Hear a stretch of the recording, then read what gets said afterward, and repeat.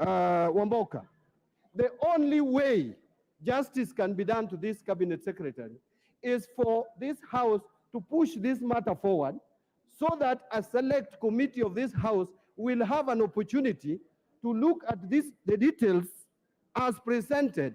How else, Mr. Speaker, will we even know that this telephone call was made by Honorable Mithika Linturi if we don't give opportunity to this house to appoint a select committee to go and scrutinize, get to the bottom of these details, and bring a report to us?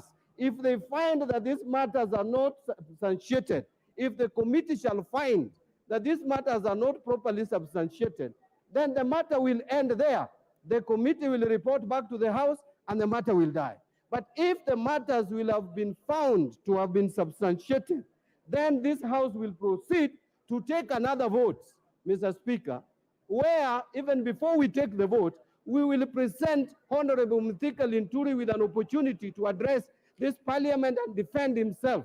That is the time we will know that he's innocent or is not innocent. But stopping this process at this stage would be reckless, would be careless, and would demonstrate a house that does not know its responsibility. So, Mr. Speaker, I want to also add that it is not just on grounds of gross violation of the provisions of this constitution that you would initiate a process of removing a cabinet secretary.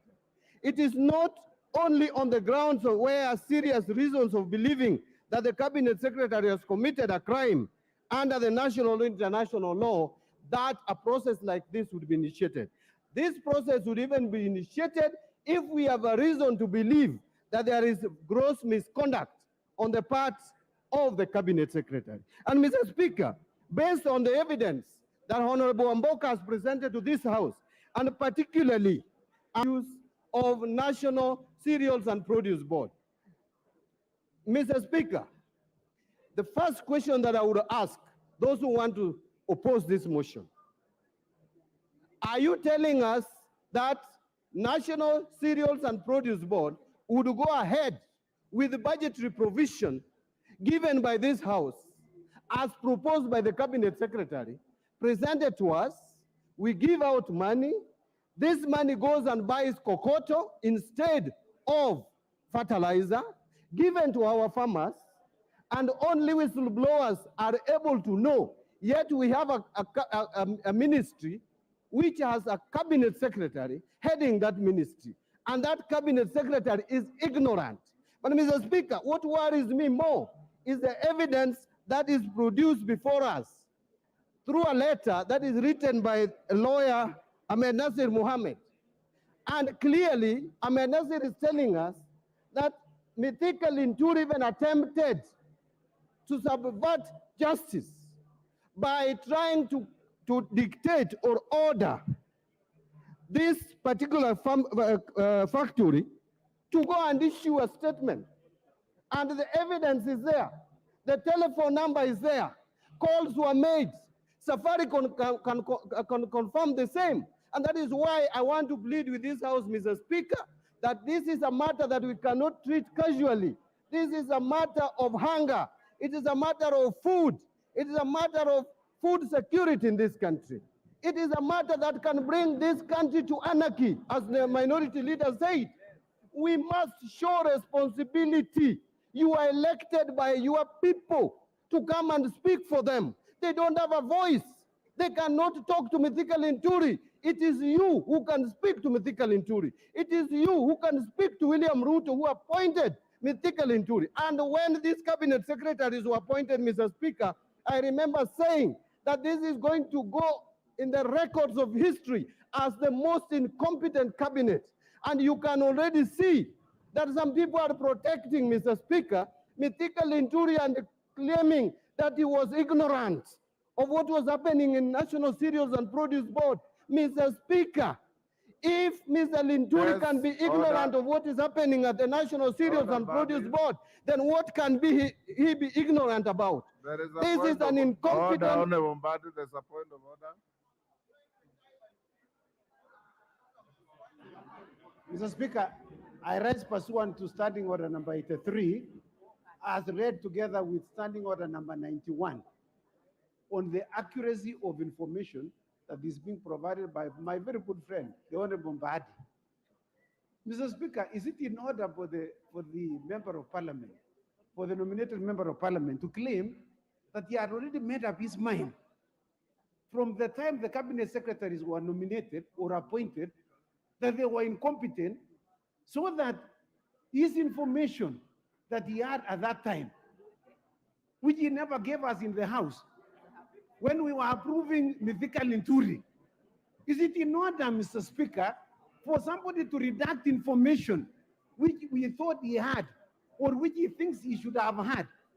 The accuracy of his information, Mr. Chairman, Mr. Speaker, is in fact one thing. He is alleging that in fact the conduct of the president is not at issue here. In fact, if he wants to bring a substantive motion with the issue of the conduct, he should not mention the president. He is not part of the motion that is in the House. The motion is in the House is with regard to the Honorable CS Linturi, who was his colleague in the 13th Parliament. Mr. Speaker, is it in order for him to claim that he had this information, but he never gave to the House? That is very misleading, Mr. Speaker. Body wind up. Mr. Speaker, you know, Honorable Chepkonga could be older than me by age, but he is not older than me in this House, and I don't know why he's resting so early. You still have time to be here, so don't rust. Please just remain active, focused on what I say. Mr. Speaker, I was reminding the president, we are appealing to the president as the appointing authority. That is what we are doing here.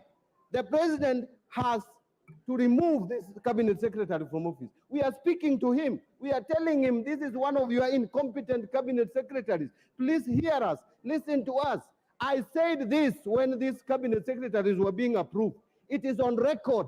I even use words that I don't want to repeat today. So, Mr. Speaker, what I'm saying in a nutshell, Mr. Speaker, as I wind up, I want to plead with this House. Please allow this motion to go through so that we can appoint a select committee of 11 members to interrogate this matter, look at it into details, look at the evidence adduced, so that if there is no evidence, we will let Linturi continue running the ministry. If there is evidence, let us get him out, get another Kenyan, even if we want a Kenyan from that region where he comes from. There are so many competent Kenyans from that region, that county, that part of the country. Mr. Speaker, I want to plead and persuade, including the majority leader, support this motion so that we can have these matters settled in a professional manner through the committee of this House. Mr. Speaker, I support. Majority Leader. Thank you, Honorable Speaker. I hear my good friend, Honorable John Buddy, asking me to support, and I rise to oppose this motion, Honorable Speaker, by the Honorable Member for Bumula, the Honorable Jack Wanami Wamboka. But allow me, Honorable Speaker, to take this opportunity to thank the Honorable Jack Wamboka for having the courage and fortitude to not only collect signatures and bring this motion, but also to prosecute it. Although he has performed dismally in his prosecution of the motion, Honorable Speaker. Honorable Speaker, I keenly listened to you on Tuesday when you made your communication, Honorable Speaker, on this motion. Honorable Speaker, this House is guided, or rather, as you stated, is a house of rules, and is guided by not just by the standing orders, but also by a constitution. Honorable Speaker, if you read through standing order 64 to 66 of our standing orders, you will realize that the Honorable Wamboka's motion falls flat and contra our standing orders and also the Constitution, Honorable Speaker. Honorable Speaker, it is also true that matters to do with removal of office of public officers, as you stated in your communication, Honorable Speaker, are largely guided also by precedents and borrows heavily from court rulings and the threshold set in. Honorable Speaker, the famous Wambora cases on the removal of former governor for Embu County speaks volumes. Honorable Speaker, in that case, the Wambora case, one of the things that was made clear is that there must be a very clear nexus between the person being removed from office and the alleged grounds on which that removal is sought. Therefore, the question we ought to ask ourselves, Honorable Speaker, has the mover of this motion, Honorable Jack Kwamboka, created or shown us that nexus between the person being removed from office as cabinet secretary and the alleged grounds of removal? And the straight answer, Honorable Speaker, is none. There is completely no nexus between the allegations that the Honorable Jack Kwamboka presented in his moving of this motion, Honorable Speaker. And indeed, Honorable Speaker, if you listen to Honorable Jack Kwamboka, Honorable Speaker, if you can protect me from the members who are consulting very loudly. Honorable Speaker, I was asking if you can protect me from the loud consultations. Order, Especially here. order, honorable members. Members on their feet. Your standing orders say only the members speaking should be on their feet. If you are in transit, then transit to where you're going. Go on. Thank you, Honorable Speaker. Honorable Speaker, I was stating that the Honorable Jack Kwamboka has completely failed to show us the nexus between the allegations that he was speaking about and the person he seeks to remove from office. Indeed, in his own submission, Honorable Speaker, he has alluded to issues touching on procurement and distribution of fertilizer by the National Cereals and Produce Board. Honorable Speaker, the Honorable Jack Kwamboka is not an ordinary member of parliament. The Honorable Jack Kwamboka, and congratulations to him, is a first-time member of parliament, but also serving as a senior member of this house as the chair of the Public Investments Committee. And therefore he knows, because he oversights these parastatals, some of these parastatals in PIC, that parastatals are semi-autonomous of ministries. And indeed, the State Corporations Act is very clear that ministers, principal secretaries or accounting officers cannot and must never be seen to micromanage parastatals or state corporations. The Honorable Kwamboka has failed to show us the nexus between CS Linturi and the procurement processes or distribution of fertilizers at NCPB. Indeed, Honorable Speaker, he also failed to inform the House that DCI that has been investigating this matter has already preferred charges against arrested and preferred charges, which the DPP has consented to for the prosecution of officers that DCI feels might be culpable on the matter of the procurement and distribution of this fertilizer, Honorable Speaker. Therefore, I was waiting, Honorable Speaker, with bated breath for the Honorable Kwamboka to show us that nexus. He has failed to do so. And therefore, this motion falls flat on its face, on the face of the Honorable Jack Kwamboka. Honorable Speaker, it also lacks any clear precision of the violations of law and the Constitution. And the Honorable Kwamboka did not show us any clear violation of any section of the law or indeed of the Constitution by CS Linturi. Honorable Speaker, look at the probate value. And I think the Honorable Murugara had alluded to it. The Honorable Mbaya had also alluded to the probate value of the issues that the Honorable Jack Kwamboka has tabled before the House. Honorable Speaker,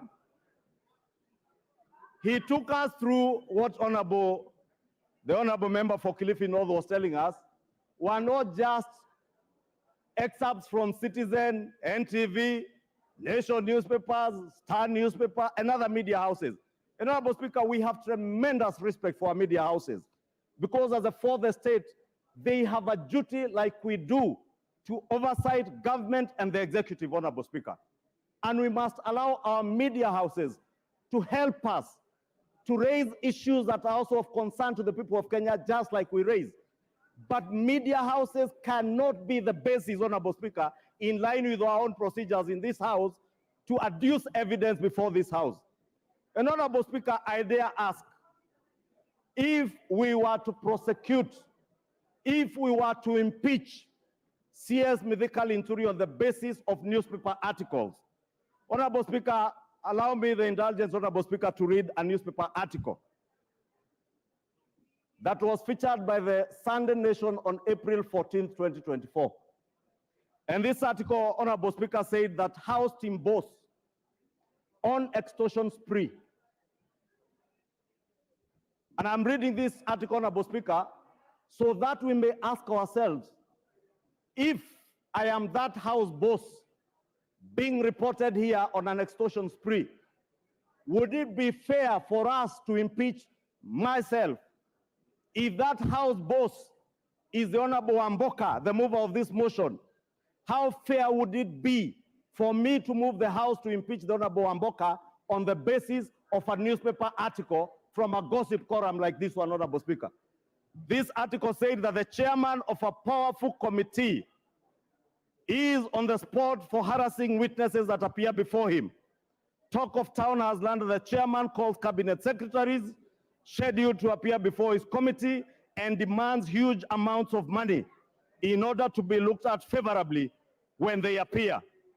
The CSAs were heard complaining that the MP is demanding and asks for money using threats at least 1 week before they appear in his committee. Those who fail to play ball by parting with cash demand are harassed during their appearance, and negative reports are given on their manifesto. Honorable Speaker, Order. Honorable Speaker, Member for Busia, you are total out of order to stand up and raise your hands. Order.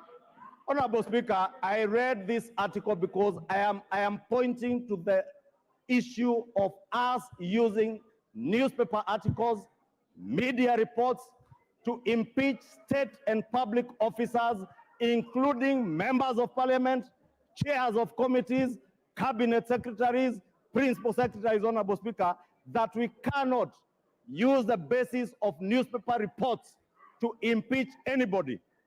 And that's why I said, Honorable Speaker, if I was that House boss, only that I don't chair a committee, the Honorable Amboka Wanami is a chair of a powerful committee.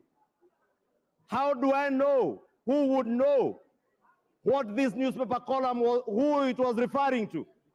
Supposing it was Honorable Amboka, how fair would it be for us to seek to impeach him on the basis of a gossip column, like he's calling on us to impeach a cabinet secretary today on the basis of newspaper and media reports? Speaker, I say, Honorable Speaker, he has completely failed to prove his case. Honorable Speaker, moving on, Honorable Speaker, is this motion a decoy? Honorable Speaker, and I have listened keenly to the Honorable John Barry, my good friend, prosecute the point like the leader of minority has prosecuted, that maybe we should allow this to move on to committee, and the committee of 11 will then look into the probate issues. But if the probate value of the evidence being adduced by the Honorable Amboka in the motion is defective ab initio, then we will be wasting valuable parliamentary time. Honorable Speaker, if you want committees to look into this issue, I am certain there are many members, including the member for Kwanza, who sit in the Agriculture Committee. A committee of this House is looking into the probate value of all the issues that were presented before that committee and is undertaking an inquiry into this matter. If I was the Honorable John Wamboka, I would have been patient to wait for the Agriculture Committee's inquiry to get substantive evidence, evidence that has probate value, evidence that has particulars, evidence that you can use to impeach a CS. Otherwise, what he has brought to us, Honorable Speaker, here is not even worth the paper published on these newspapers and the articles he has presented before the House. Just like this article speaking about a member of parliament extorting from cabinet secretaries is not worth our time. We should then not be wasting our time. Molo, what is, Honorable Speaker. Order. Senior Counsel Omolo, what is the problem? Mr. Speaker, I stand under Standing Order 87, 4, and 91. Under 87.4, Mr. Speaker, no member can impute improper motives on any other member or members generally without a substantive motion within at least 3 days notice. Order, member for Kisumu West. And in addition, That is grossly out of order. Mr. Speaker, there This is a no House of substantive Parliament, motion. It's not a rally. Thank you, Mr. Speaker. Mr. Speaker, under Standing Order 87.4, you cannot impute improper motive either on a member or on the House without a substantive motion with at least 4 days' notice. And under Standing Order 91, a member who then makes such a statement of fact must substantiate. Mr. Speaker, the leader of majority has just imputed that this House extorts from members of the cabinet. It does not matter that he's referring to some newspaper cutting which has not been tabled and which we do not know, and which he can also therefore not properly refer to. Mr. Speaker, I urge that you urge that the majority leader is out of order to retract those words and that they be extracted from the answer. Because anyone listening might actually think that we are tacitly admitting and approving those falsities. Thank you, Mr. Speaker. Senior Counsel, I understood it differently. I thought he was speaking about it in the negative, that we cannot pick a gossip column and use it as evidence against anybody. So as a matter of fact, the way I understood is that he's saying a gossip column cannot be a statement of fact, and that no member has extorted anybody unless there is evidence. So you are saying the same thing as far as I understand. Order, carry on, Majority Leader. Order. Thank you, Honorable Speaker. And indeed, Honorable Speaker, you have captured it very well. And the point I was making, Honorable Speaker, for the benefit of the Honorable Tiende Amolo, in fact, I used my own example, and probably that of the Honorable John Wamboka, Honorable Jack Wamboka. That, Honorable Speaker, the same way the Honorable Jack Wamboka has presented newspaper articles, media reports, is the same way anybody cannot present such gossip columns as this, Honorable Speaker. And therefore, that's what I was arguing, Honorable Speaker, that there lacks particulars, there is no precision on the gross violation of the Constitution. Jack Wamboka has completely failed to show us that, Honorable Speaker. Honorable Speaker, I was on the point of whether this particular motion is a decoy to derail the substantive inquiry that is before this House by a committee of this House, Honorable Speaker. And I want, Honorable Speaker, to humbly submit that I find this motion as a decoy, as such decoy, to make sure that we hide those who are ultimately culpable by derailing the Committee for Agriculture from doing its work.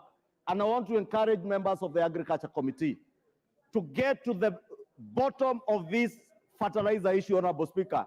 Ensure that the inquiry pinpoints to us those who are ultimately culpable. And that is why, Honorable Speaker, I was saying, if I were the Honorable Jack Wamboka, I would have been very patient to wait for the Agriculture Committee to tell us who or which organization or which particular state officers are culpable, including the cabinet secretaries and the PSs. Should the Agriculture Committee find the cabinet secretary, the principal secretaries, those at NCPB culpable, then we have a duty and an obligation to the country to hold them to account. Otherwise, Honorable Speaker, as things stand now, the Honorable Jack Wamboka has completely failed, Honorable Speaker. This motion, Honorable Speaker, finally seeks to remove the CS on grounds that there are serious reasons to believe that the cabinet secretary has committed a crime under national law. Honorable Speaker, this ground requires the Honorable Jack Wamboka to have attached evidence of conviction or judgment made against the accused person. He has failed to do so.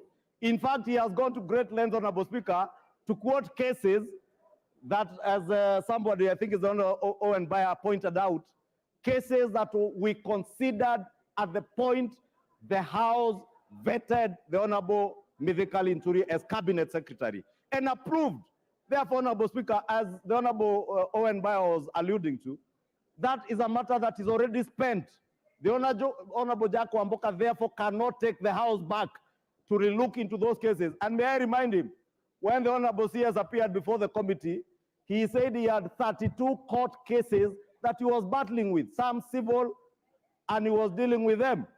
And the committee, including the member for Bumula, approved the Cabinet Secretary to serve as Cabinet Secretary. How then do you retract your own steps or call the House to retract our own steps, Honorable Speaker?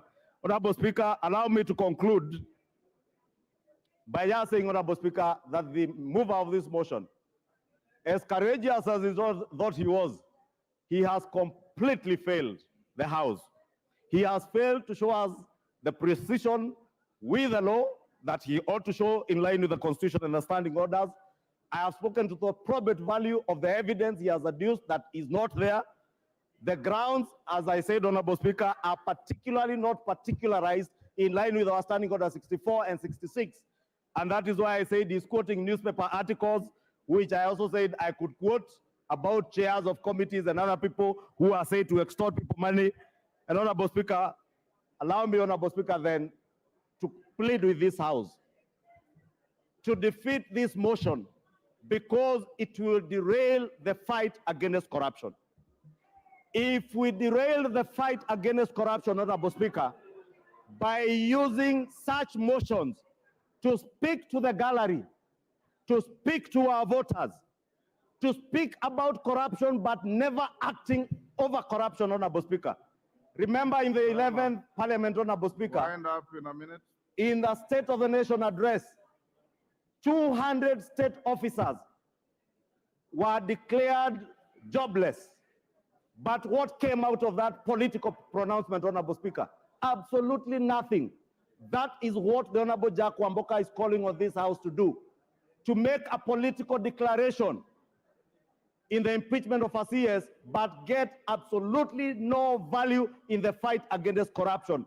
Allow our Committee for Agriculture to expedite its inquiry, find those who are culpable to be charged before courts, allow DCI, EACC to complete their investigations, and call on us. If you find any public officer culpable, we shall be there to support you to impeach anybody who will be found culpable subsequent to credible investigations. But there's other political things from newspaper cuttings by friend Kwamboka falls flat.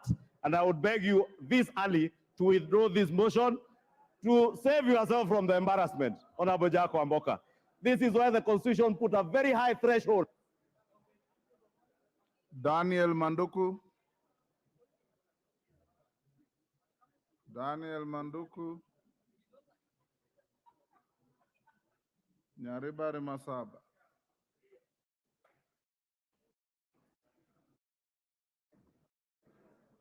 Give him a mic. Take the one next. Thank you, Mr. Speaker. I rise to support the motion of impeachment of the Honorable Mithika Linturi as CS for Agriculture. Mr. Speaker, I support this motion not just because I represent farmers in Nyaribari Masaba, nor is it because my own mother is a victim of the fake fertilizer scam. Neither is it because I'm a farmer. But I support this motion because I feel that it's a moral obligation that I'm faced with as a member of parliament and as a leader in this country. Mr. Speaker, when the fake fertilizer scam came up, Honorable Linturi went to the media and denied the existence of any fake fertilizer. After that, he blamed the opposition and called us saboteurs.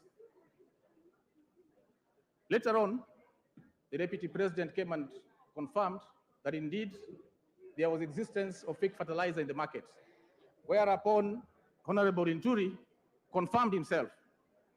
And depending on who was speaking at the time, the number of bags kept changing between 3,000 and 50,000. Mr. Speaker, Honorable Linturi has served in the Ministry of Agriculture for about 2 years. We've not had any major transformative ideas from Honorable Linturi to make agriculture grow, given that it is the backbone of our country. Mr. Speaker, I want to agree with my minority leader that we should not have gotten to this point, given that the president himself, even as late as yesterday, told the nation that he's not here to make popular decisions. We expect the president, now that he has set the standard himself and he has a marking scheme, to take action immediately if this house does not get Mr. Linturi out. Honorable Speaker, our agriculture sector has faced a serious downturn, and it is time that the president puts somebody who can upturn the sector, given that millions and millions of our people depend on agriculture.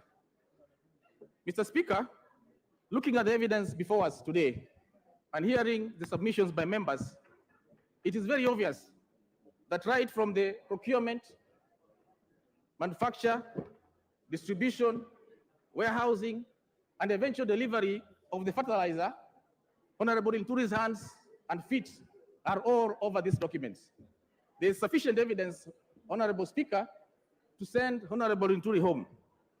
My plea to my friends, especially members of parliament from areas that practice agriculture, is to put aside our party positions and look at this as a critical national agenda and support the removal of Honorable Mithika Linturi as CS for Agriculture on the basis of his incompetence and lack of collective responsibility. Mr. Speaker, if the president wants to know the real saboteur in his cabinet, he should point at Honorable Mithika Linturi.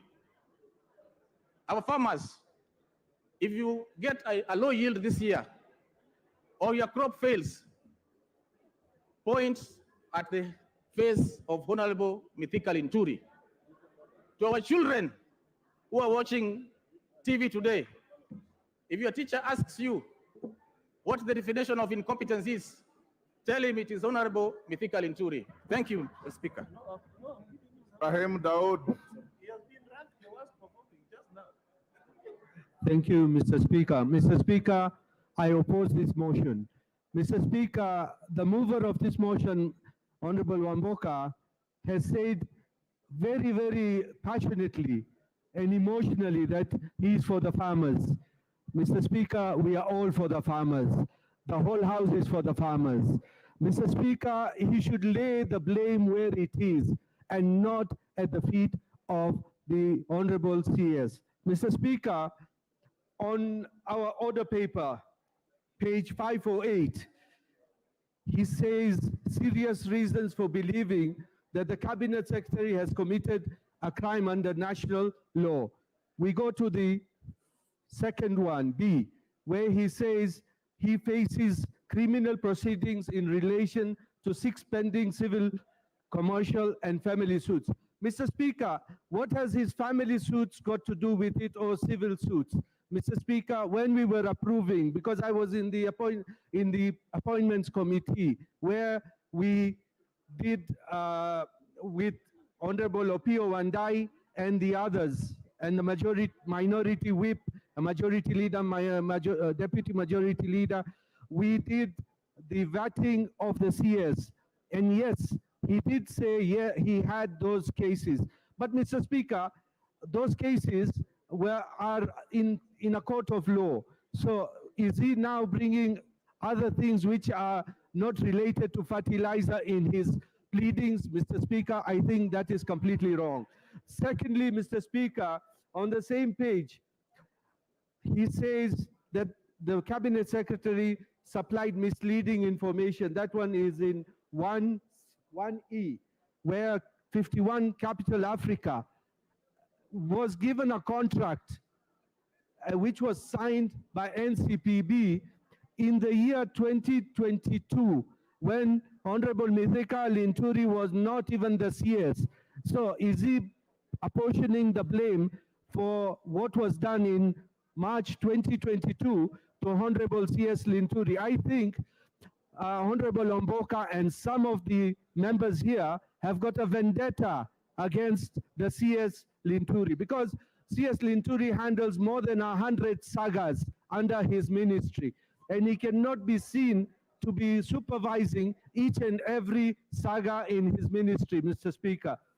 When we say that we want now that CS Mithika Linturi to take the flake, and I'm even what our minority leader has said, there was sabotage. Yes, there is sabotage of CS Mithika Linturi, because the bags which were found, and why haven't we even talked about MEMS Limited distributors? Who are the owners of MEMS? MEMS distributors, the owner, the majority owner is one Collins Ngetich, who is the majority owner. And Mr. Speaker, he is the one who had a case with CS Mithika Linturi, a civil case regarding Aticon. Mr. Speaker, when he is on the opposite side of the CS, definitely MEMS distributors are the ones culpable. They are the ones who have put those bad things in the fertilizer bags of KELS. Mr. Speaker, Honorable Omboka has said the CS tried to call KEL Chemicals Director, Kumar, more than 20 times. Mr. Speaker, I can be calling even the majority leader or even you, Mr. Speaker, and you may not pick my call. Even sometimes I call my friend here, Mheshimiwa Ronald Karaure, for more than 20 times. He doesn't pick my call. So what does it mean? Or when I talk to him, have they got records of what I talked to him about? So, Mr. Speaker, you cannot be said that I called somebody for 20 times when you do not know what the conversation was about. It's a matter of conjecture that Honorable CS Mithika Linturi called KEL Chemicals Director. And KEL Chemicals have said more bags were supplied. So what happens to those bags is MEMS to tell us what exactly happens. So, Mr. Speaker, this motion is not going anywhere. We are with the CS Linturi because he is not culpable. Let the culpable people be taken to court, and let the Agriculture Committee finish its job. Thank you, Mr. Speaker, and I oppose.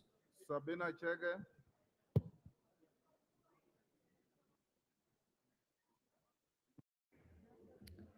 Thank you, Mr. Speaker, for giving me an opportunity to speak on this. And Mr. Speaker, I'll speak as a member of Agricultural Committee. Mr. Speaker, we have encountered this story of fake fertilizer from the time it caught the attention of the committee of this House. Mr. Speaker, many things have transpired and happened, and I would want just to highlight a few things that members should know. That the committee has summoned many of the mentioned people here, including the Cabinet Secretary, some of the business people. We have also gone to the ground. Last weekend we were in Kitale, and we also went to Eldoret. We've gone to Meru, Embu, and many parts of this country just to engage with the farmers. Mr. Speaker, for the records, it is important for the House to know that the total number of fertilizers that were distributed in the year 2023-2024 was around 4.8 million bags. And year 2023-2022, 4.8 again, Mr. Speaker. The first bunch that was distributed last year that had no question was procured by KNTC. And the bunch that Mr. Speaker has brought attention of around 3,000 bags, being of not good standard, I would call it fake, was distributed by NCPD. Mr. Speaker, NCPD is a parastatal that is ran by a CEO and is also ran by a board. And Mr. Speaker, when we were following this as a committee, how, Mr. Speaker, do we get a manufacturer by name MEMS being given a contract to distribute fertilizer that he had not produced before, approaches a company called Kel Chemicals and requests them to produce Kel Green, and the formula given, Kel Green goes to KEBS and also gets the approval. Mr. Speaker, after Kel Green gets the approval, they do the first 50,000 bags that were of good qualities. And when you spoke to the farmers were happy. But later, NCPD again, Mr. Speaker, gives a contract to the same company, MEMS, that is not a manufacturer, it is just a supplier and a distributor, to distribute extra 500,000. So what happened, Mr. Speaker? As a businessman, people became greedy. And so the total bags that were distributed and that were on record by Kel Chemicals, which is Kel Green, was 69,000 only, Mr. Speaker. And remember, we have around 4.8 million bags that has been distributed in this republic. And so, Mr. Speaker, I would like this House to ask itself, who is guilty? Mr. Speaker, we may be a bit emotional. We may be upset because for sure farmers are suffering, Mr. Speaker.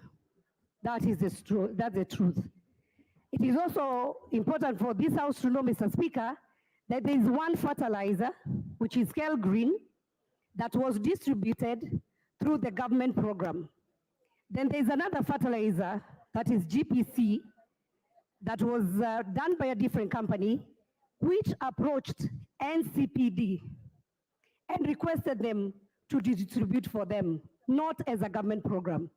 This is where you saw, if people followed in the media, where some soil was mixed with some manure, and it was called organic fertilizer. So we have a chain here, Mr. Speaker. We have the NCPD, which is a distributor. We have KEBS.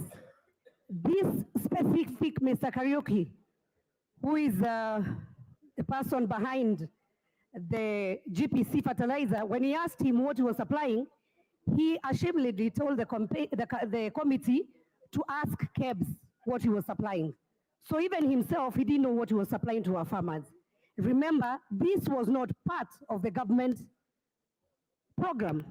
So, Mr. Speaker, as we prosecute this matter, and I have a lot of respect to my honorable member who brought this motion, I would ask honorable members to take time, allow the committee to bring a proper report on what happened. Because, Mr. Speaker, we have crooks as businessmen. These people should be named in this House, they should be shamed, and they should also be jailed, Mr. Speaker, for taking advantage of innocent farmers. Mr. Speaker, and I know many people here, they'll say, maybe the CS is arrogant, he's uncouth, he's not even qualified. It's neither here nor there, Mr. Speaker, because we pass the same CS here. But the question is, who gave our farmers fake fertilizer? Who gave?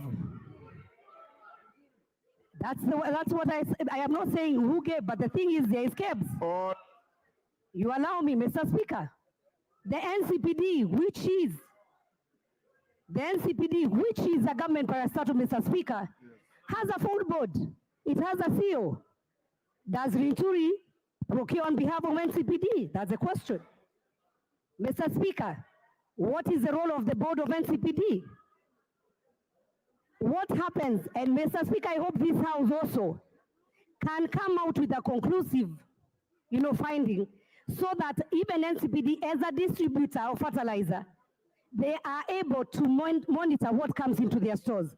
Because there's also a company, Mr. Speaker, that should interest this House, that was given a license by KEBS to have the mark, and they are the ones who make the bags. So do we control who takes those bags or not? And I want to give an example of famous, you say Kimbo. If you get that can written Kimbo, what is inside it?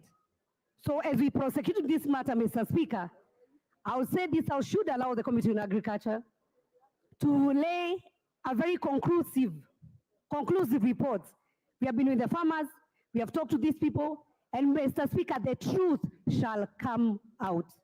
And so with that, Mr. Speaker, I beg to oppose this motion. And Mr. Speaker, I'll say, today it might be the person you're naming, tomorrow it might be you, but be prosecuted with justice. Let us follow. Who is the procurement person? Who is the accounting officer? There are so many people in the chain. So, Mr. Speaker, about whether somebody is ugly or not ugly, uncouth or not uncouth, those are things that we can discuss later. And I beg to oppose, Mr. Speaker. Thank you very much. Martin Owino.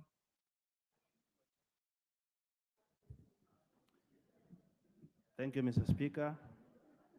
From the onset, I support this motion. Mr. Speaker, it's very clear that through... Order, Honorable Wandahi. You cannot do that in the House. You are a very senior member. Mr. Speaker, I'm not appealing to my colleagues, but I want them to stand for farmers.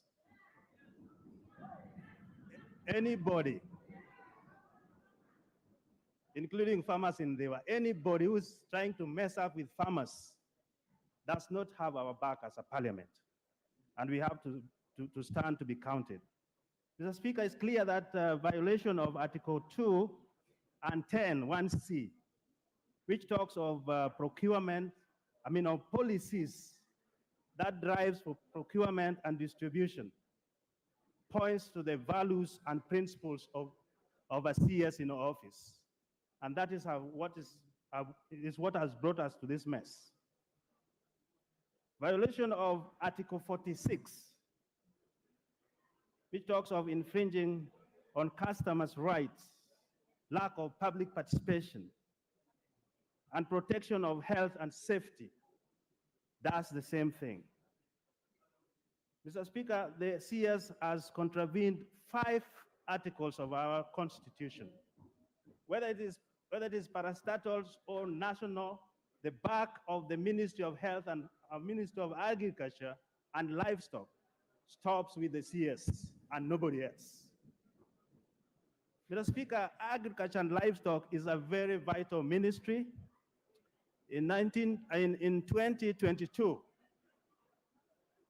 this docket produced 2.5 trillion to our national GDP. And that is 21% of our GDP, Mr. Speaker. So anybody messing up with agriculture and livestock is messing up with food security and employment. It's messing up with national productivity. And it's messing up with the health of Kenyans as a whole. And Mr. Speaker, if these are messed up, then it means the productivity of this country is messed up as well. Mr. Speaker, you cannot go without saying that governance is a key pillar to our government, both the 3 arms of government. And if somebody is found culpable, we cannot mince our words. And I want to say, as Honorable Badi says, if you love your CS, then let's vote so that this can go to the committee and do proper investigation. If you are saying those articles, those media outlets are not proper, then why are you defending now? Let's rise up and vote. Mr. Speaker, anybody supplying or allowing fake fertilizers to be supplied is punishing the soil. And all of us depend on the soil for productivity of food and health. The Speaker, the CS has been a disgrace, and I urge the House to support this motion so that it can roll to the select committee to do some further investigation. Mr. Speaker, dignity of our citizens depends on the behaviors and activities of these CSS, wherever they go, nationally or internationally. When the integrity and misconduct and performance is in question, then we all have to stand and say, let the parliament speak. And therefore, we are going to vote, and this is where I appeal to you. Let us vote and let parliament be looked at as people's representation who are serious and who are ready to stand for them. Mr. Speaker, if agriculture, the way it is being messed up now, with the fake fertilizers and floods, which will lead to poverty, excessively poverty, lead to disease burden, and will also lead to disabilities and mortalities. This is a serious issue that does not require partisanship. Let us all stand, vote for this so that it can go to the select committee. Thank you, Mr. Speaker. I yield my time to another person. Moses Kirima.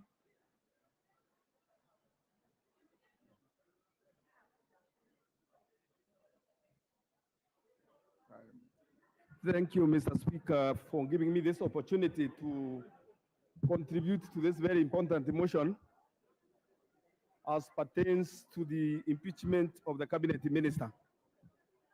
Mr. Speaker, sir, on the onset, I stand hereby to oppose the same motion because, Mr. Speaker, sir, the motion does not meet the necessary threshold. It does not meet all the ingredients and the requirements as it is supposed to impeach a cabinet minister.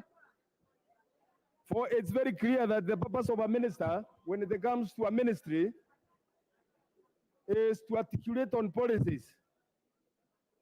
But as it is now, the minister, or the question before this House is, it tests on the integrity, on the reasoning,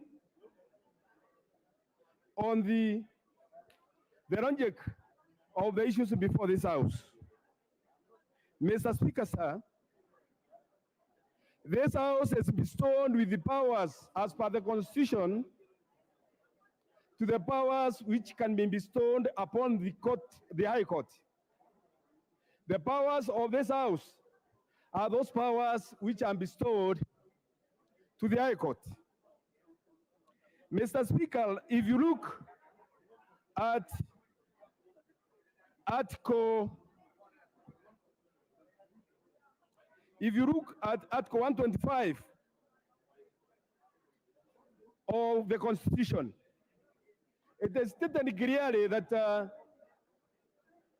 departmental committee, which has been given a responsibility to investigate issues upon fertilizer, has the powers to summon witnesses, to give verdicts, and this has been done. It's just waiting for the verdict from the committee to know who is capable of the actions which led farmers to suffer. By launching the minister, or by just impeaching the Minister of Agriculture, does not designate the committee, nor does not allow the committee to conclude its investigation as is supposed. It's the time that this honorable court, this honorable house, should consider that the rule of sub judice is applicable in this house as it applies in no other case laws. Because if you look at what we are going to decide today, it's going to impact on the committee's decision. If it's that we are going to impeach the minister,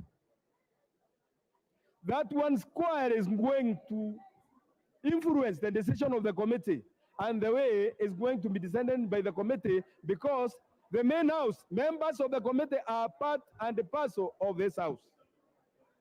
So, Mr. Speaker, sir, if you look at what has been given to this house by the mover of the motion, it's just on general issues. It's on generalities. There is no provision which specifically has been pinned against the minister. General issues have been raised, but one question is very clear, and it has come out from every contributor in this motion.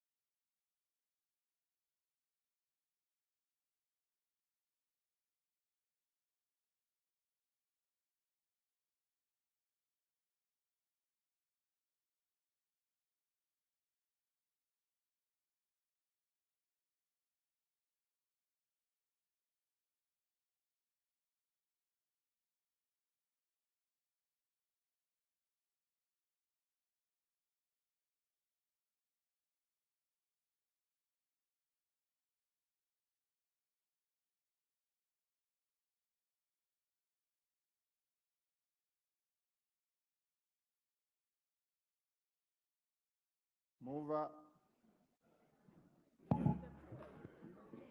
Thank you, Honorable Speaker.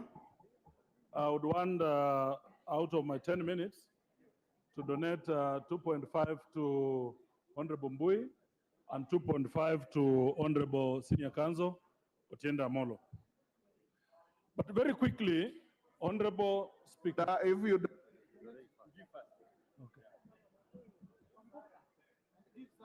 Thank you, Mr. Speaker.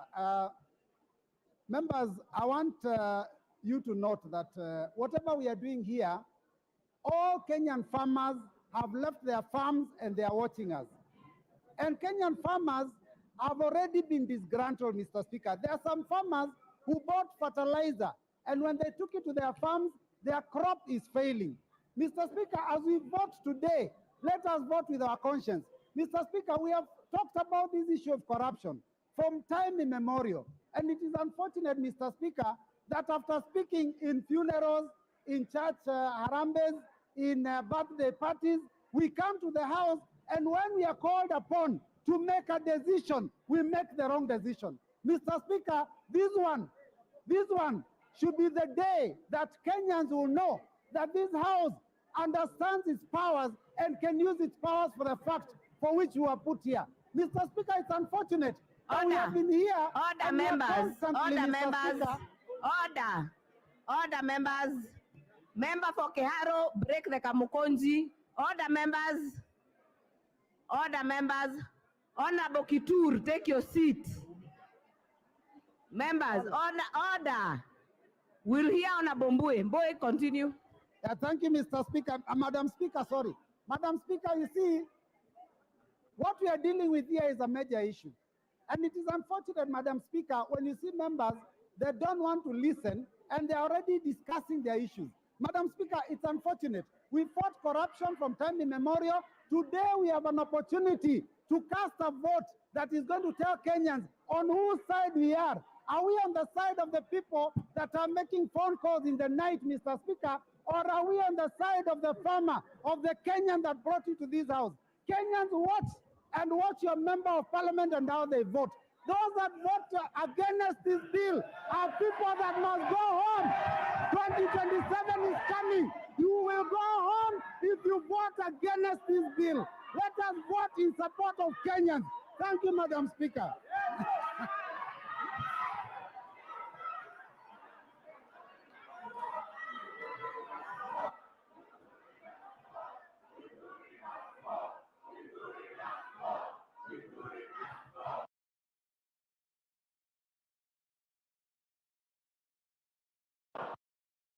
Order.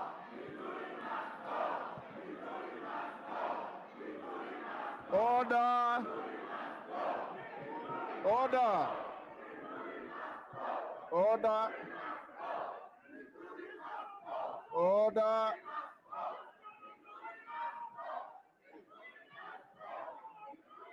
Will you take your seats, honorable members? Order. Order. Order.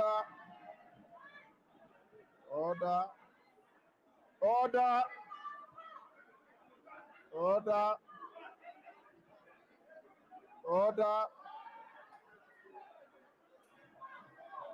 Order, honorable members. Order. Order, order, order. Order.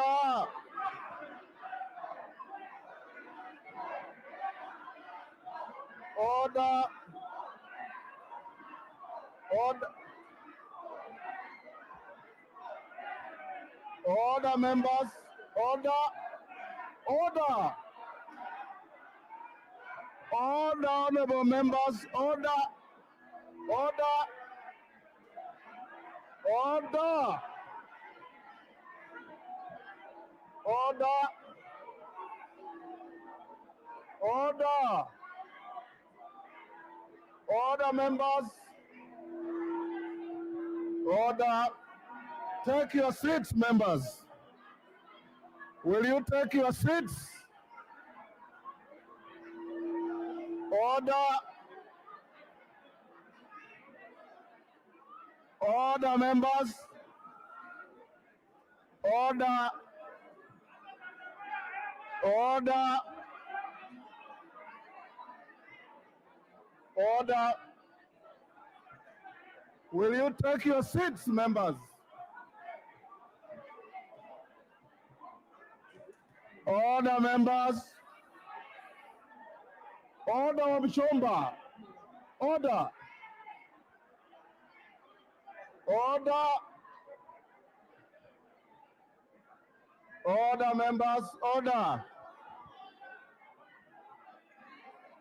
Order, members. Order. Order. Order. Order, members. Order. Order, members. Will you take your seats, members? Order. Order, members. Honorable, take your seat, Honorable Senior Counsel. Order, honorable members. Member for Muranga. Member for Githunguri. You are inviting the chair to exclude you from the house if you continue this rowdy behavior. You are supposed to be honorable members, and you carry honor to this house for the people who elected you, not by shouting. Kofi Annan always said, I have a soft voice with a strong, powerful message. What I'm seeing happening, and some members, like member for Githunguri, member for Kisumu West, if you continue this rowdy behavior, women rep for Busia, in fact, I have always operated under an illusion that our female colleagues carry greater levels of decency than the male ones. Today, it appears to be the total opposite.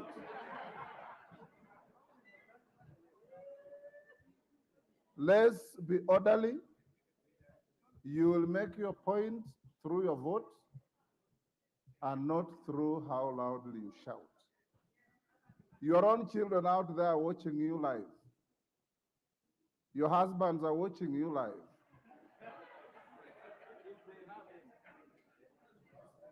If you continue behaving like that, it is most unfortunate. Otenda Molo, you have 2 minutes. Thank you, Mr. Speaker. 2 minutes. Mr. Speaker, I must confess that the Honorable Mithika Linturi is my friend, and because he's my friend, that's why I'm supporting this motion. Mr. Speaker, first of all, should the Cabinet Secretary take responsibility for the motion and the issue at hand? The answer is yes. Why?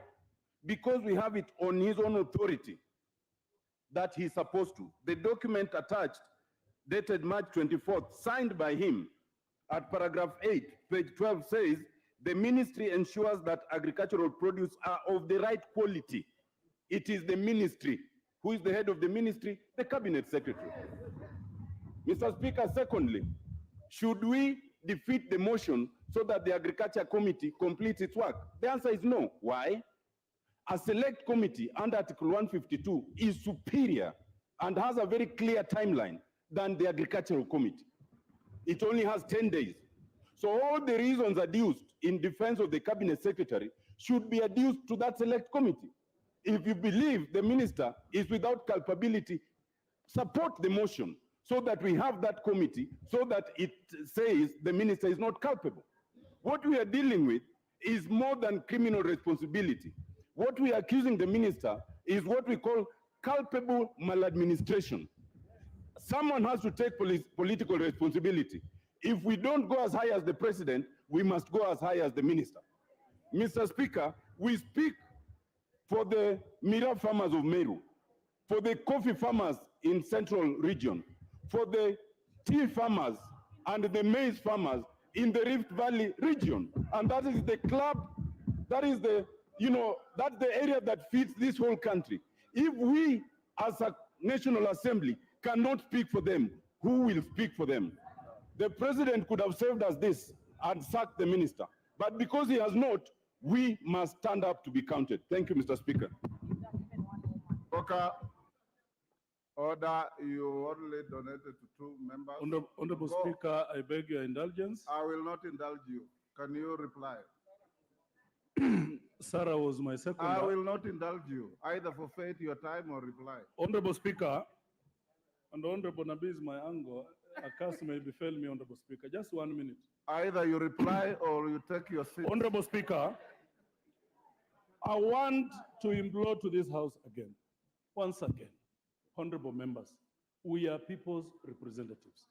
We were voted by farmers who cannot even afford a meal, honorable members. Honorable Speaker, my heart goes to those women in the villages who are watching us now on TV, who went to buy fertilizer and turned out to be fertilizer gushi. Honorable members, kindly, it is not about Kenya Kwanza, it is not about Azimio. It is a moral question. We are not targeting the Meru community, honorable members. Members, you would understand, this is not the first scandal that has fallen at the feet of this minister. We had wrong sugar. Honorable Speaker, we had contaminated sugar released for public consumption, for crying out loud. For how long do you want the members of the public to suffer so that as a house we act? Mithika is a minister. They went and imported sugar that was contaminated, that was not good, that was not fit for human consumption. It went to the people. Cancer cases are now very high. There is a close relationship between cancer and contaminated sugar, edible oil. For when are we going to stand for our people?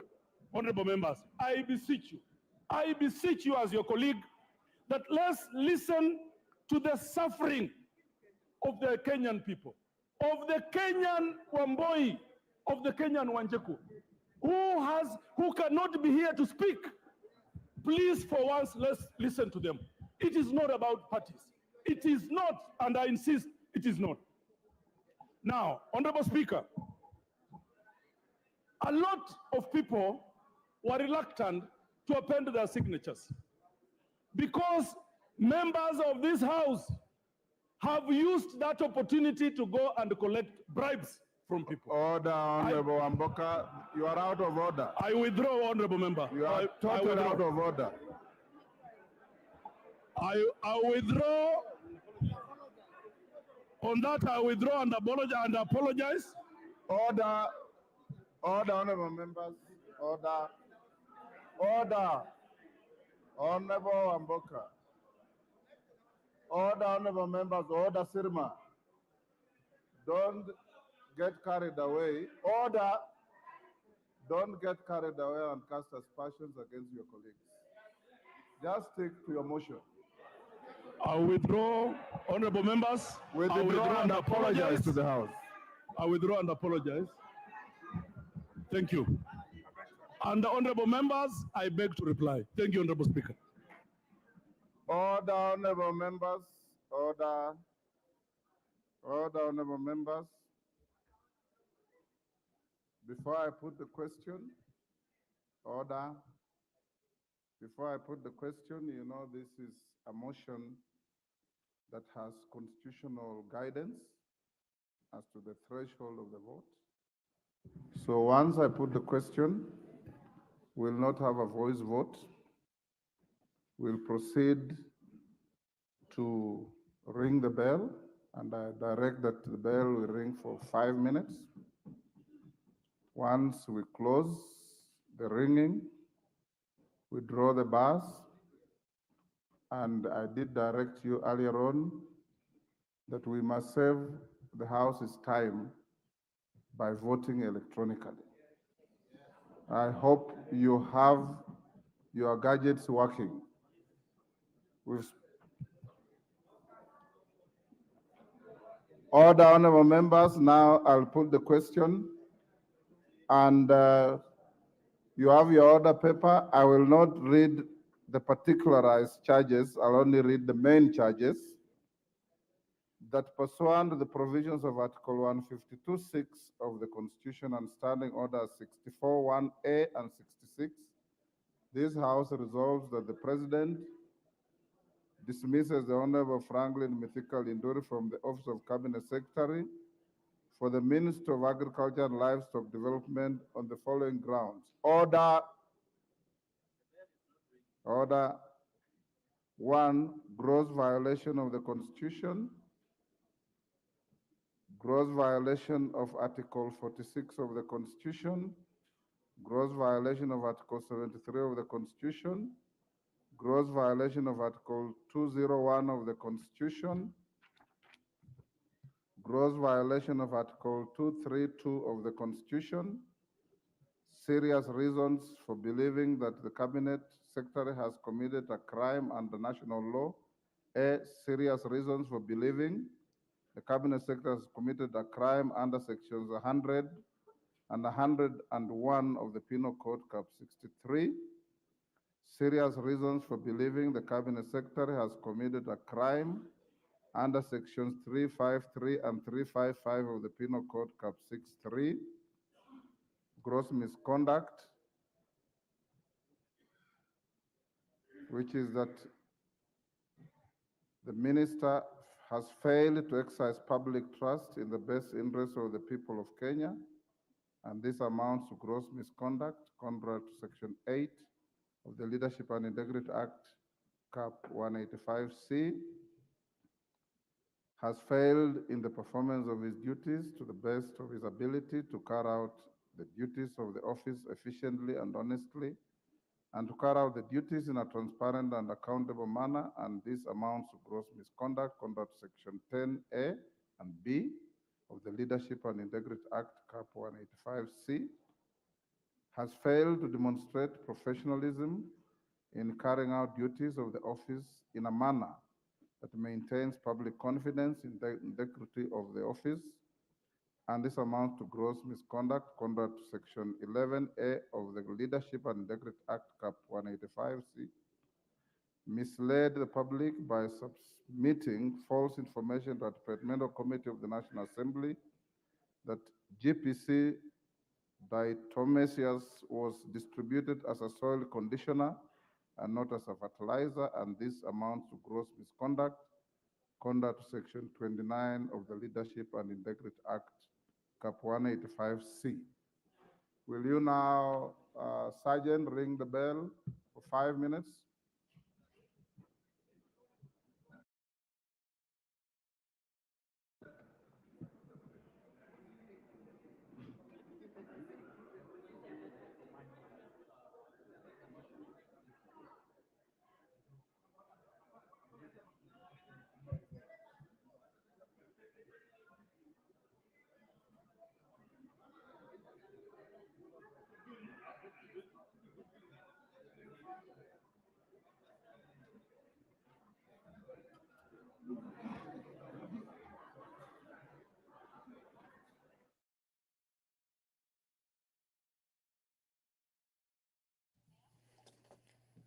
The Speaker of the National Assembly, Honorable Dr. Moses Wetangula, currently presiding over the business of the House, where the House was just a few minutes ago considering the special motion brought to the House by Honorable Member for Bumula, Honorable Jack Wamboka.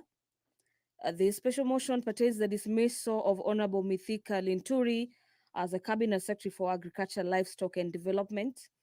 And the Speaker has just directed the Sergeant at Arms to ring the quorum bell for 5 minutes, after which members will be voting in regards to whether the House will be forming a special select committee to consider the matter. This is a motion that has elicited mixed reactions from members this morning. some in support of the motion, saying the buck stops with the cabinet secretary and that there's need for the country and for the parliament to protect the country's food basket and the farmers at large. Members against the motion say that they are responsible entities that are charged with the responsibilities of procuring fertilizers for farmers, and therefore the cabinet secretary is not the accounting authority in regards to this particular docket. These are interesting perspectives that came from the chamber this morning, and we'll be awaiting to see how the members will be voting. This will be an electronic vote that members will be undertaking in a few minutes, say in the next 2 minutes or so, to determine whether the House will be proceeding to form an 11-member committee to investigate the charges leveled against Franklin Mithika Linturi, the Cabinet Secretary for Agriculture and Livestock. In the motion by the member for Bumula, the member has listed a couple of grounds for removal. Among them, a gross violation of the Constitution. In the motion, the member states that the minister committed gross violation of the Constitution provision by not undertaking, among others, public participation with leaders, stakeholders, or even departments within the ministry in the implementation of far-reaching policy decisions on matters to do with the procurement and distribution of fertilizer. And according to the honorable member, this action by the cabinet secretary violated the provisions of the Constitution on national values and principles of good governance, as required by one who is holding a state office. The member for Bumula, who is the mover of this motion, also says in this motion that the cabinet secretary committed gross violation of the Constitution by approving procurement and distribution of fake fertilizer by the National Cereals and Produce Board.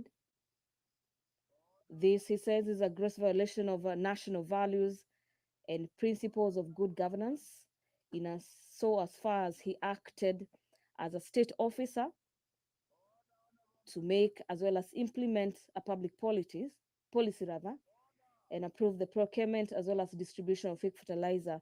And this is contrary to Article 10, subsection 1B of the Constitution. Members of the Take your seats, members.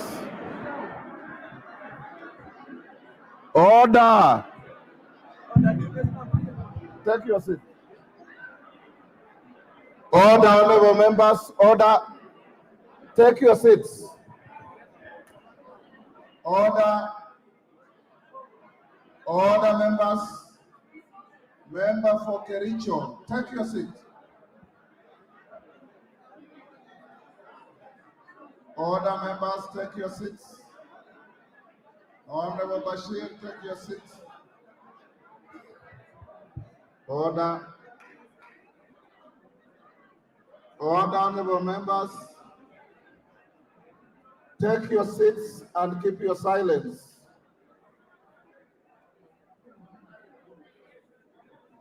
Order, honorable members. Take your seats. If you read your standing orders,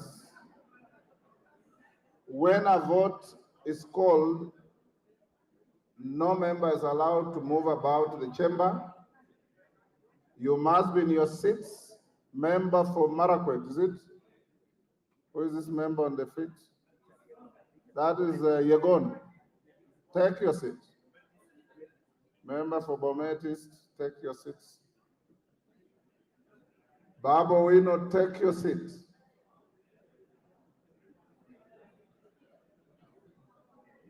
Members, in your induction, I'm sure you remember you are told during voting time, No member is allowed to walk about the chamber. Members must maintain silence until we have finished the vote and the results of the vote announced. I'll now direct the clerk to test the gadgets for electronic voting. After they confirm that we're okay with that, then you'll be advised to log in. Can we now have the bars drawn? Any member who is out once you draw the bar will not be allowed in. Doors locked.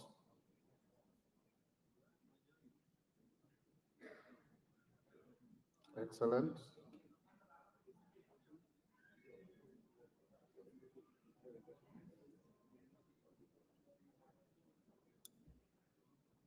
Clerk, are the gadgets working? Maintain your silence for 1 minute as they test the gadgets.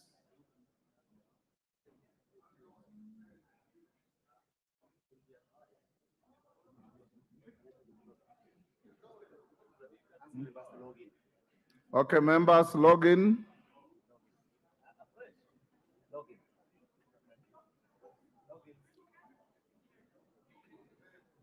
Members, log in.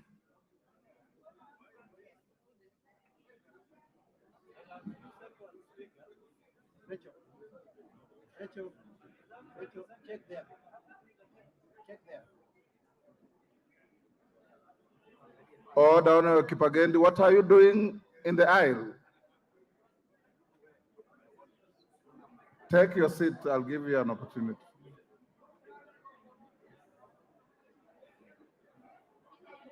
Members, have you logged in?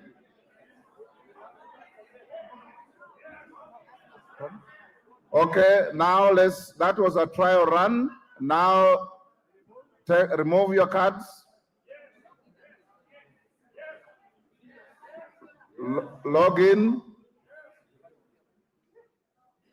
There are 3 votes, yes, no, and abstention.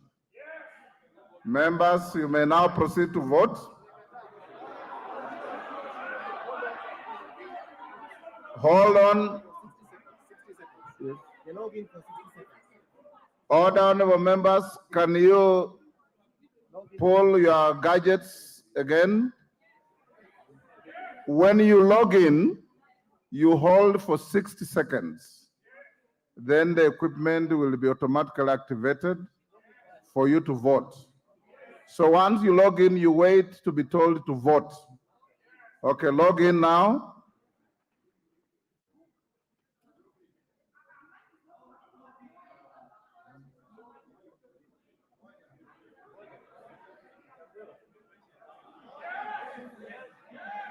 Okay, you can now vote. No? Not yet.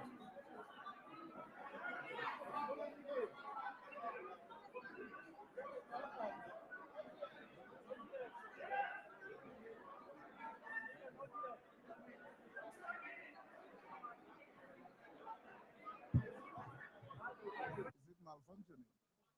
Eh?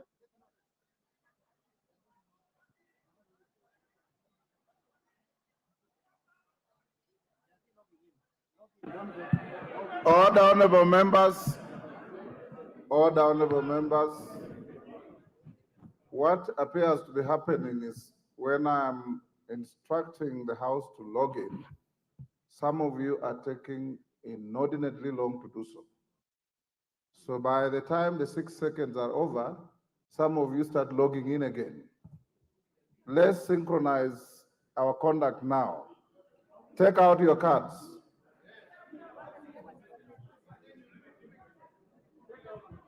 Take out your cards. Log in. Okay. And remain silent.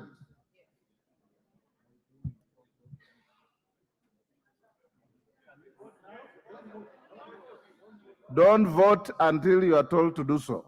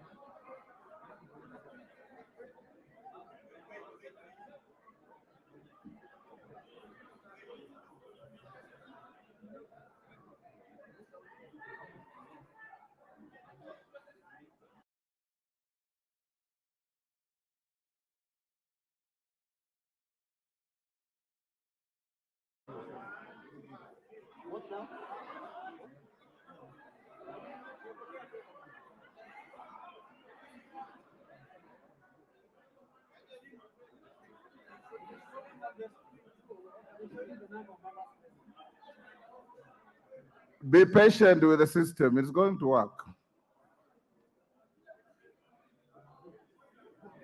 Vote now.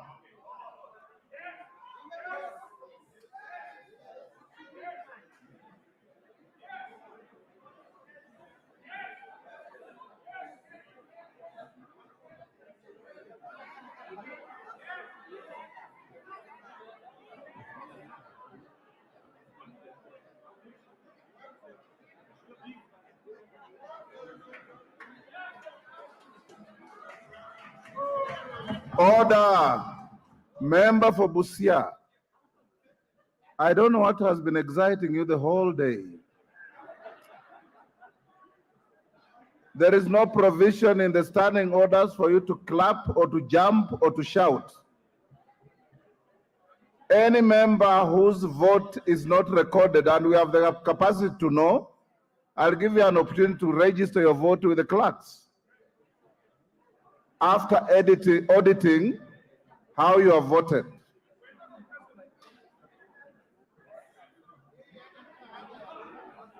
Order.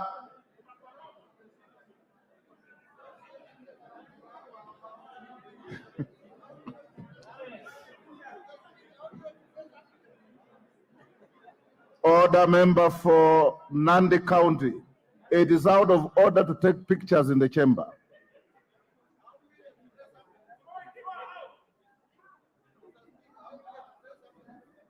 Order.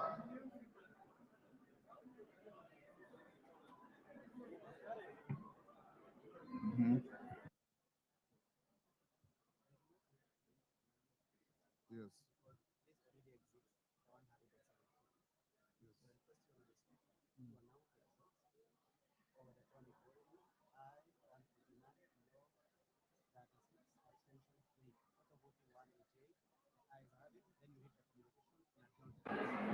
Order, honorable members, order.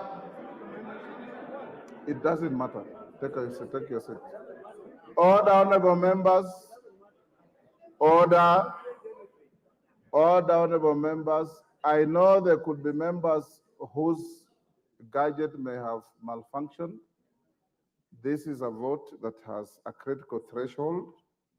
Once we have reached the threshold, it matters not whether you voted or not, because that's what it is. Now, the results of the electronic voting is as follows.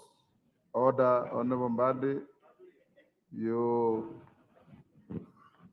are lucky the bars are drawn. You would have walked out. The results of the vote are as follows. Ayes 149. Order, the noes 36. Abstentions 3.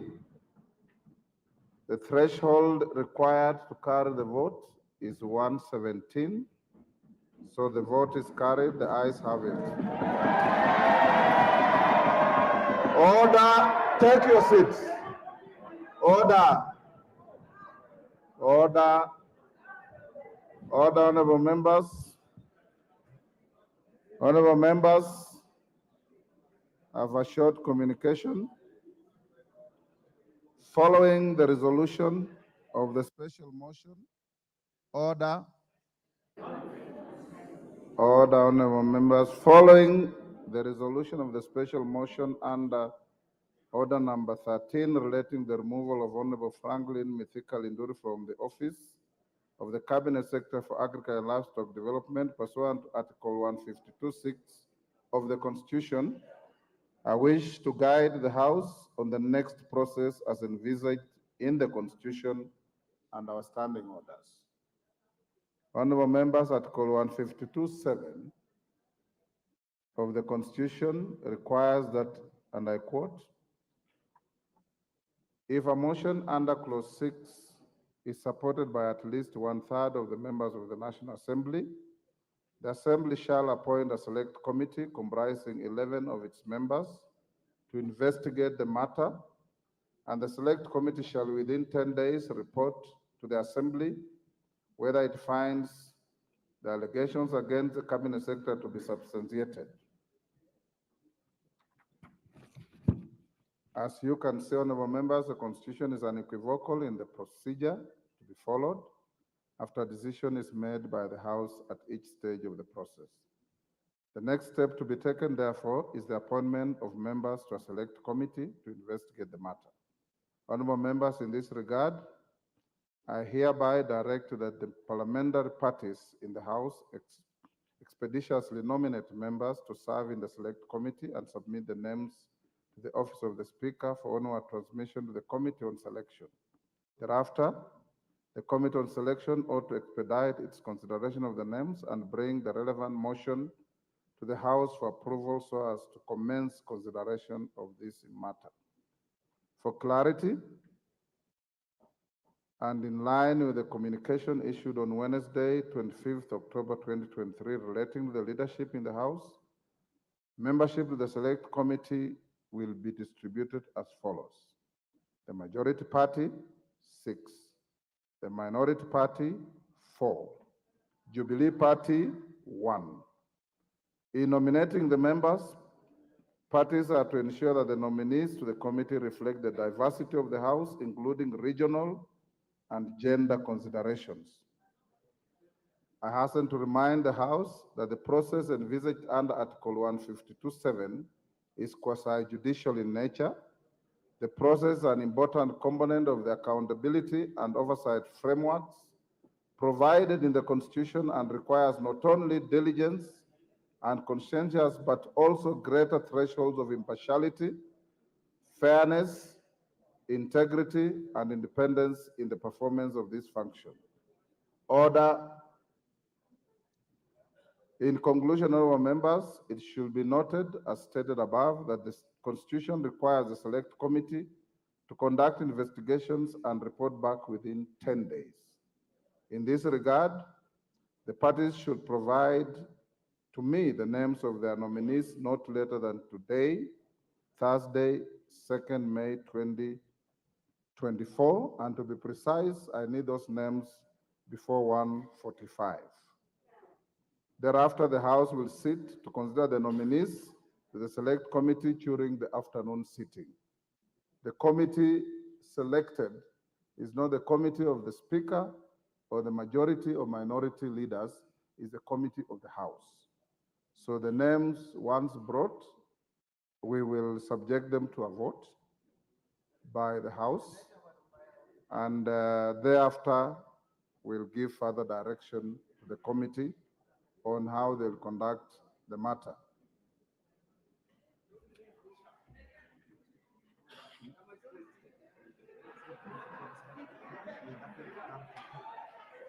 Order. The bars can now be withdrawn. Order clarification. Once the names come to Mr. Speaker, they will not be routed through Selections Committee. That was a mistake in the communication. Once they get to the Speaker, I'll then instruct the clerk to include them in the afternoon order paper, whereafter we'll come, and I'll limit that motion to the majority leader moving, the minority leader seconding, so that we can save time and move to other businesses that are pending. You may now be upstanding.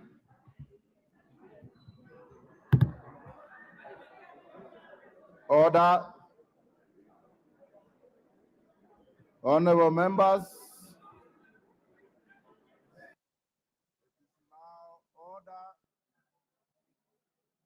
order. Honorable members, it is now 1:13 p.m. The House stands adjourned until this afternoon at 2:30.